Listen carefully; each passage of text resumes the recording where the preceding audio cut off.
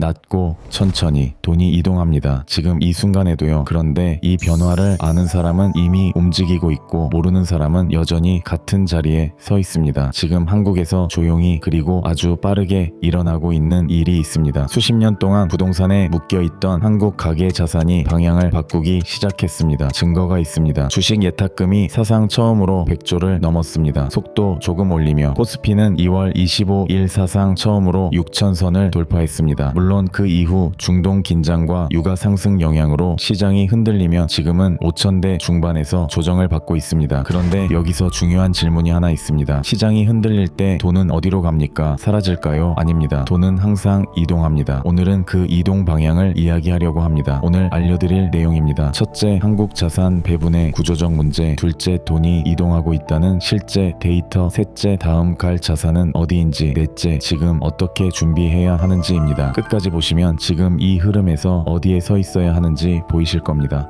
이 숫자 하나면 지금 무슨 일이 벌어지고 있는지 바로 보입니다. 먼저 한국 가계 자산의 구조입니다. 약 65%가 부동산입니다. 금융자산은 약 35%입니다. 미국의 구조와 비교해 보겠습니다. 미국은 금융자산이 약 68%, 부동산이 약 30%입니다. 정반대입니다.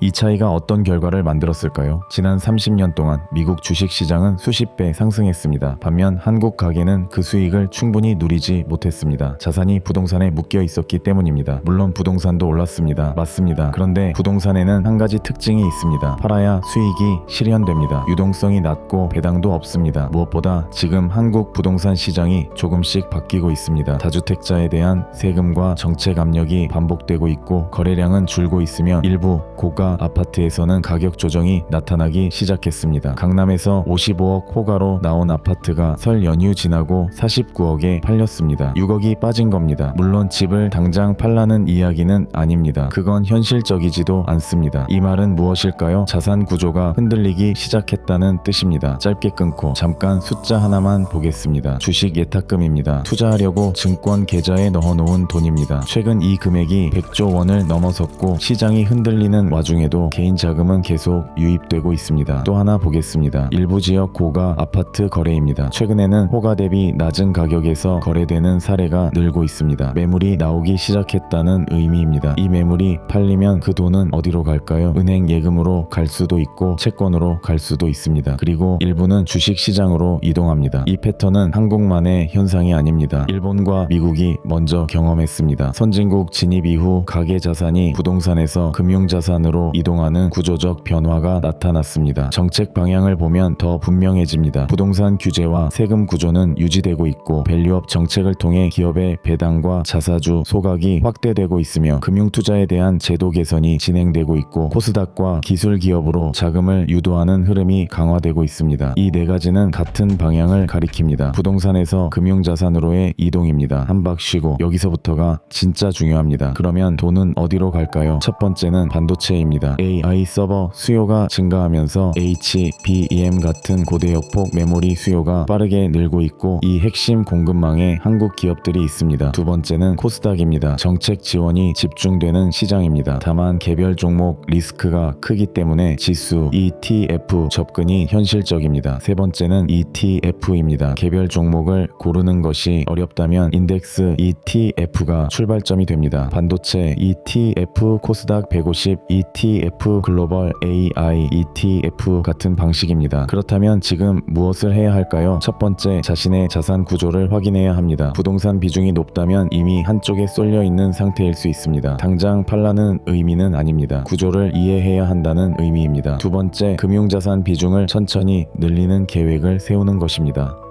한 번에 이동하는 것이 아니라 적립식으로 나누어 접근하는 방법입니다. 세 번째, 지금 시장은 변동성이 큽니다. 이런 시기일수록 단기 가격이 아니라 구조를 보는 것이 중요합니다. 네 번째, 변동성이 큰 구간에서는 분할 매수가 리스크를 낮추는 방법입니다. 정리하겠습니다. 한국 자산 구조는 변화하기 시작했습니다. 부동산 중심 구조에서 금융자산 중심 구조로 이동하는 흐름이 나타나고 있습니다. 정책도 같은 방향을 가리키고 있습니다.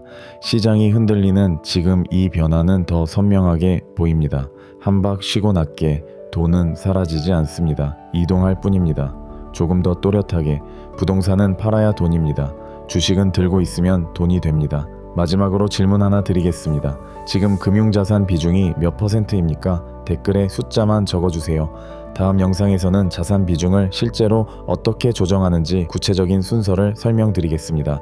본 영상은 투자 권유가 아니면 투자 판단과 책임은 본인에게 있습니다.